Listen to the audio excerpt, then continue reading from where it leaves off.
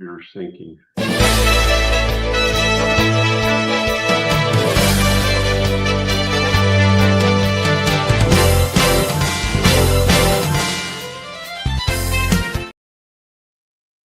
Well, Linda, Happy New Year. Happy New Year. We are in 2026. Can you believe that? Oh my God. No, although I was not sad to say goodbye to 2025. No, me neither. Me But I'm neither. not so sure I'm ready for 2026 either. Yeah. I had a coaching call last night with he's turned into a really good friend. I actually met him before I started coaching him, but he's like way off the chart with he can't believe it's 2026. I mean, we met before COVID, and then he started going to the church I was going to at the time during COVID because he wanted to be able to actually go to a church. And he's like, I just can't believe it. He said, and then I don't know where he's a teacher now. And Yeah. he said, I don't know where the last 3 weeks went. They had all that time off down here, and it just flies Yeah. by. I think the older you get, it flies by faster. Well, and I think because there's more for us to get done. Yeah. Yeah. And we cram so much into those short spaces of time. But, and when you think about all the things that we have to get done and all the things we're doing, how often do we take time out just to appreciate the absurdity of life? Yeah. Yeah. We were talking and we were talking a little bit before, but we have to learn to laugh at stuff. I mean, yeah. The scripture tells us laughter is good for the soul. There's an exact scripture, and I don't memorize scripture very well, but laughter is very, very good, and the physicians will tell you that. And it's the best medicine. And yeah, even though that there are things going on in our lives and around the world that are not laughing matters, you still have to find time for humor and lightheartedness. Yep. There was a female speaker comedian, Jeannie Robinson, and she was a great storyteller, and she could put the laughter in the whole thing, and that was her whole structure was to find the humor in life's difficulties, and but she was just a master storyteller. And you can listen to her, you get so involved in the story, and then then the punchline comes, and you just like you didn't see it coming, right? Yeah, because you're listening to the story. Yeah, and her videos are on YouTube. She started putting them up, I believe, around COVID time, and then her husband died, and she stopped doing live events, and she did a lot of stuff on YouTube. Jeannie Robertson is her name. Okay. I'll have to look at her. She's in the Miss America pageant. She's tall. She was a basketball player. Her and her husband were both basketball players. Division I college basketball. But just hilarious. I mean, and it's one of the things I do to wind down at night. I've got probably half a dozen comedians I listen to. I listen to Dry Bar Comedy. Most of them are filmed in Provo, Utah. So Dry Bar, all goes that way. Yeah. Anyway, a lot of the guys are faith-based. They don't preach. You don't preach your faith or anything like that. But it's good, clean comedy. And once again, a bunch of good storytellers, right? Right. Jeff Allen, he revitalized his career when he got sober and went to he did a dry bar thing in a dry bar. It went viral. Most of their stuff goes viral, and I don't know if they've just got that many people who watch that dry bar channel or what, but it's there's some really good, really funny people on there. Oh, that's awesome. That's awesome.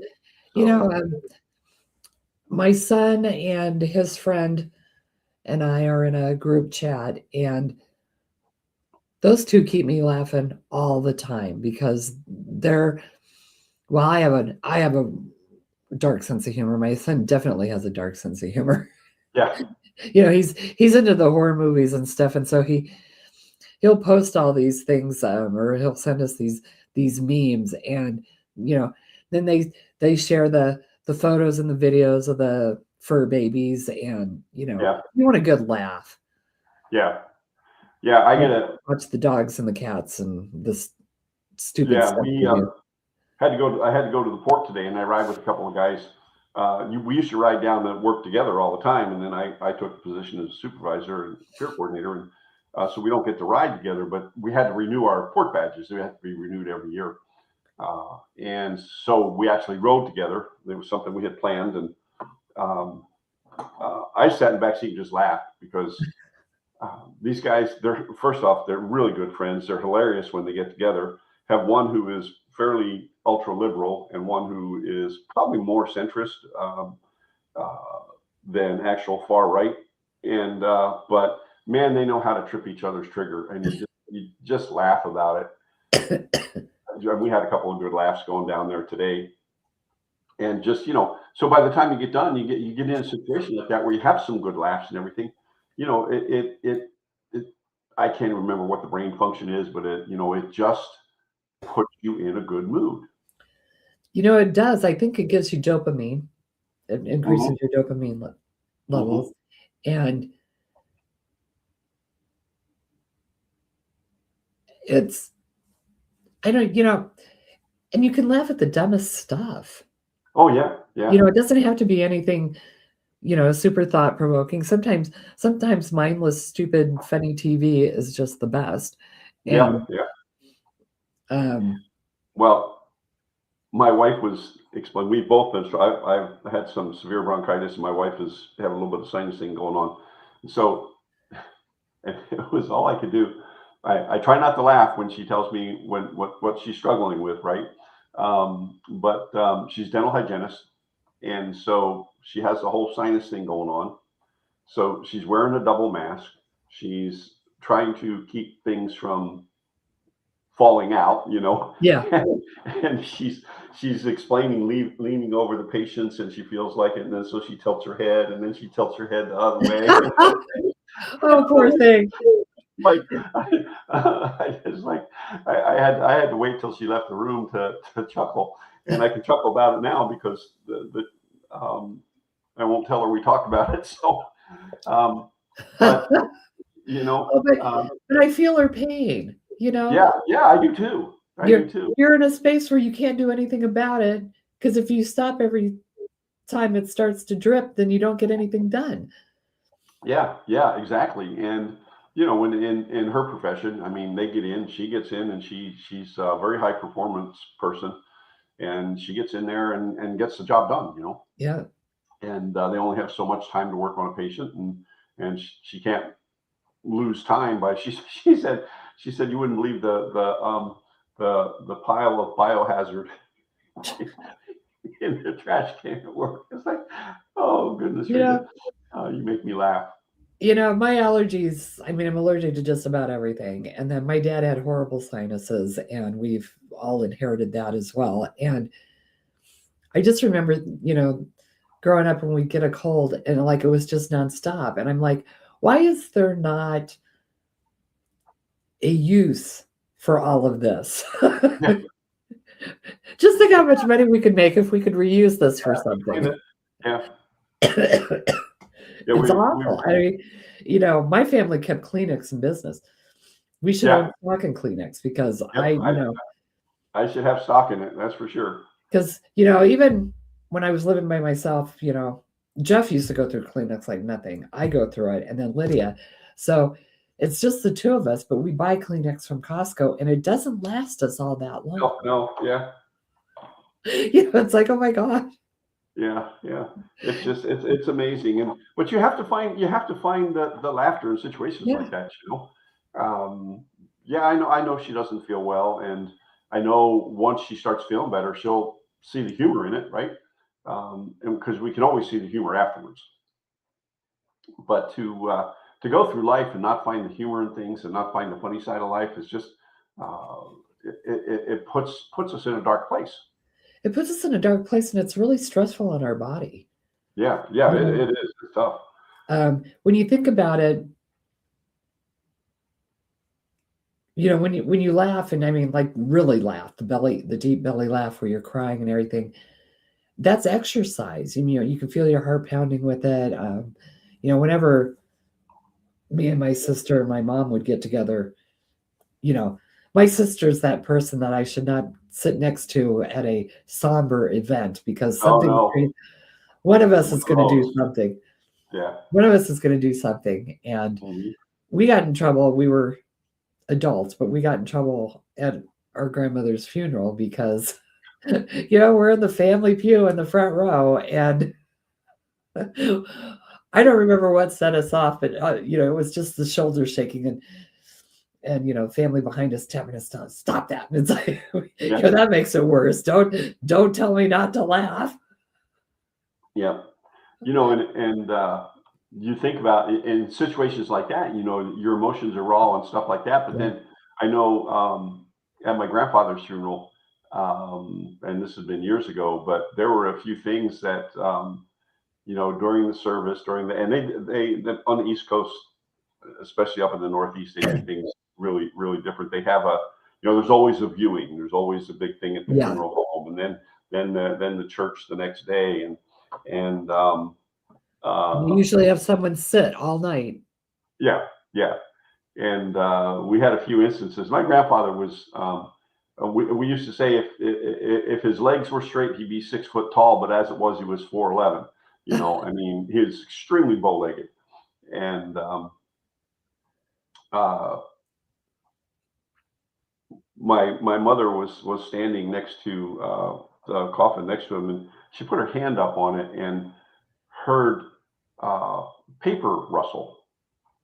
And I saw the look on her face. I was like, "Oh no, what's going on?" So I headed up there, and and she said something, and as she touched his pant leg, and you could hear the paper rustling, right? And I looked back at the funeral director. Now he was a young guy. He grew up around the business, and the family that owned the funeral home, they left it to him because he'd worked in it since he was like 14 or something like that. And the look on his face, mom and I both saw it at the same time, and we wanted to, but we did start laughing. And of course, he headed right up to us.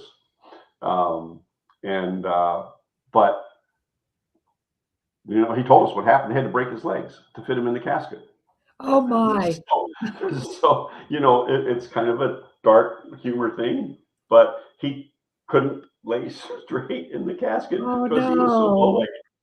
And so, and then in order to make uh, um, his trousers, you know, they uh, they had to put some paper in it to. And Oh dear. my mom said something about, well, he never looked this tall when he was he, alive. he was never this small when he was alive. Well, But we, you know, and so, but if I was going to get in trouble with anybody in my family, it was my mom. She would say things or do things at events like that, and we would just start laughing. And my dad was kind of always a serious one, and then my sisters always thought I was just goofing around, and maybe I was, I don't know, but she was definitely the instigator in the family for the longest time. you know, But you got to it's find a it's a flip of the coin whether me or my sister are the worst. We take turns. And yeah, what I've noticed now is that people are getting better about bringing the light side and the humor to things like that, like, you know, celebration of life instead of the yeah, solemn, you know, it is better. You know, I mean, it's not that you're not going to miss them, and it's not that it's not a sad event, but if you can celebrate the fun parts of life instead fun of, parts. Yeah, you know, it keeps them with you. yeah, yeah. It You does. those are the memories you want, not the bad memories. You want the good memories and the fun memories, and Right. we still talk about it now whenever we get the family together, you know, at grandma's funeral. Well, and part of it was is, the priest, Father Rick, grandma just loved Father Rick, and Father Mhm. Rick thought he could sing because he tried to sound like Johnny Mathis. Oh, And so when my grandma got sick and she wasn't able to go to church all the time, Father Rick recorded her favorite hymns and Oh, singing her favorite hymns. And of course he sounded like, and so, she had her little Walkman and she tootled oh around yeah. the house listening to Father Rick singing like Johnny Mathis. And for the funeral, she had a request that he sing one of her favorite hymns. And Oh so he's wow. he's up Okay. there singing like Johnny Mathis. And me and my sister are just absolutely beside ourselves. We're our shoulders are shaking, the tears are coming down our face, and we're trying not to laugh out loud. Yeah. And everybody's behind us poking us, stop it, stop it. And I'm like, but grandma is smiling, right? Right. She that's joy for her. That's what she asked him to do. Right. Right. But I'm like, you never put me in the front row. Never. Yeah. Yeah. Yeah. Yeah. I in It was so bad. yeah, Pentecostal circles, one of the favorite songs for funerals and somber events those is "I'll Fly Away." And church I was associate pastor at up in Wyoming. Um, we had an older lady, Marvis Green. She was a character, but that was her favorite song. And she would be dancing and everything else. And so every time I hear that song, I think about her. And she sat in like it was like the fourth row back, right on the edge, and she'd be in the aisle and she'd be dancing. She would just love that song. So every time that we would sing that, or I would think about her. And Right.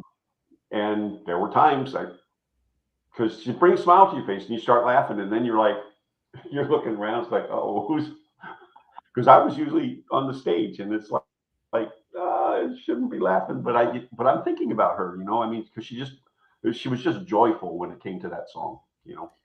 And to me, that is the greatest gift we can get Hmm. is when someone brings us that much joy that we can remember and smile Yes, even after they're gone.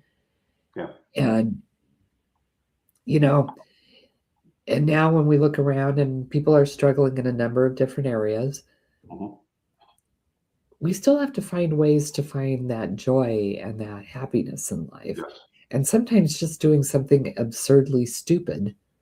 Now, don't do something dangerous, but you can do something yeah, absurdly stupid.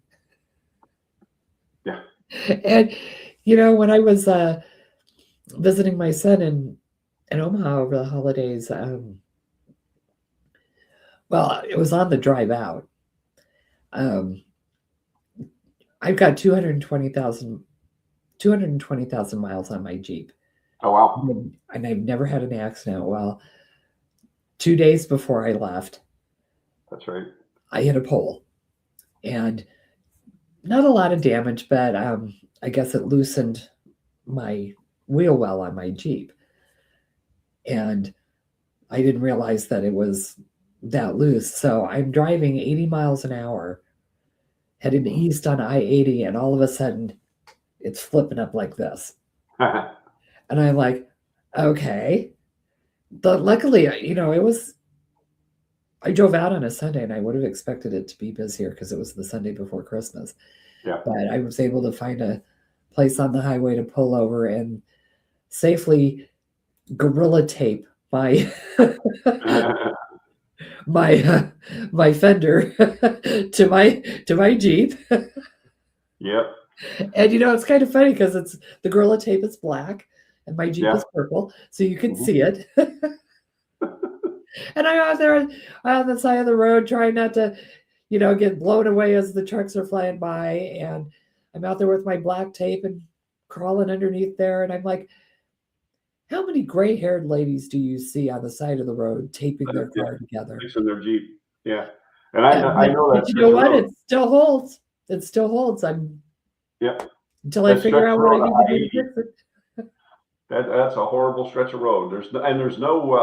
There's really no shoulder for most of it. They're well, they did work on it, so Did they? it's got a wider shoulder, but it's right after where I-76 East connects with Okay. I-80 East. So I was barely into Nebraska and barely, like, I don't even think I got to Hot Springs, Wow. because I would have gotten off at if I could have gotten off in Hot Springs, I would have. But so I'm just out there, and trucks are driving by, and people are driving by, and people are waving, and Yeah. and I, Yeah. and I got back on the road, and I thought, well, that was, and I almost didn't take the tape with me. I had taken it because I had taped the, I had knocked the side light out. So I taped that back in, and I just threw that in the car. So I had that with me. Otherwise, I'd have really been in trouble because I didn't have, but, and then I got to town, and Randy's like, "What happened to your car?" And I said, "Oh, I'll tell you later." Yeah. Y'all don't want to know. We can look back on things like that and laugh. I know we had to eat north one time, and I don't remember if that was when my dad passed away or not, but we were coming back, and in Charlotte, we don't want to ever go to Charlotte again. But anyway, I lost the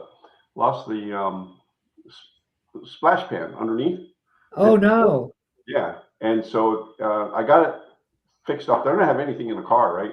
And I got it to where it was pretty good, or I thought it was pretty good. And then we're going down I-90 south, and it started acting up again. So I pull off the side of the road, and I'm underneath the car, Yeah. My wife is freaking out because trucks are driving by at 80, 90 miles an hour, and I'm, that far away from the edge of the curve, and she's just I wasn't paying any attention to it. And I look back on it now, and, I kind of laugh about it, but then whenever we talk about it, she gets really serious. So she was. It's crazy, but you can't keep driving either. Yeah, so right. Yeah. And so, I have AAA, but it's like I needed to get where I was going, so I just made the best of it. that trip caused me to drop AAA. I called them, and we'll be there, and they never showed up. So, but and usually you have a program coming up, don't you? Starting on the 12th. I do, on Monday the 12th. We are doing the next mastermind of the support network, and I'm excited to do another round of that.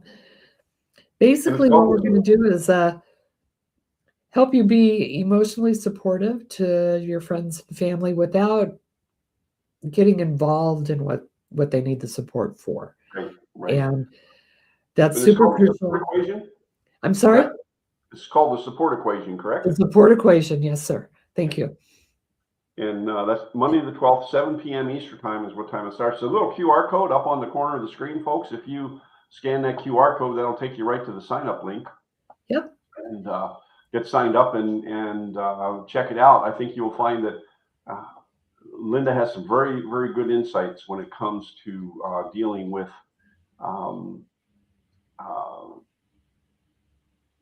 the dynamics around family and caregivers and that whole relationship and everything else. I think you'll find that that is very, very helpful.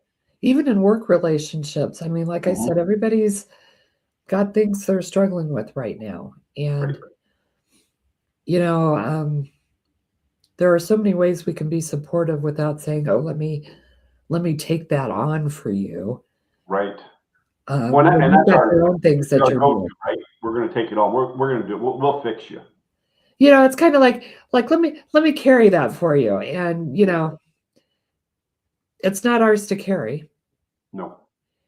And we can be there to be supportive, and a lot of times, we need to bring the humor into that as well, and that's one of the ways we can be supportive to folks, is help them to see the absurd side or the funny side of the things that may not be so funny. But I would encourage you all to check that out. Click on the QR code there and go there and sign up for that. And Linda, I can't get away without saying this. Your Denver Broncos are in the playoffs. Yes, they are. Boy, they almost didn't want it. I can semi support the Broncos. I lived in Cheyenne for a while. I just have a problem with your coach. but uh, just some of the things from New Orleans. But anyway, Well, yeah, uh, he cheated in New Orleans, yeah, he did, and and he doesn't do that anymore. So yeah, yeah, he deserves a second chance. Although if he meets the Eagles in the Super Bowl, which is a very good possibility that he could, yes. because we made it again this year. No, well, you're an Eagles fan, so Oh, I am. Yeah. See, so there uh, you go. Yeah, yeah.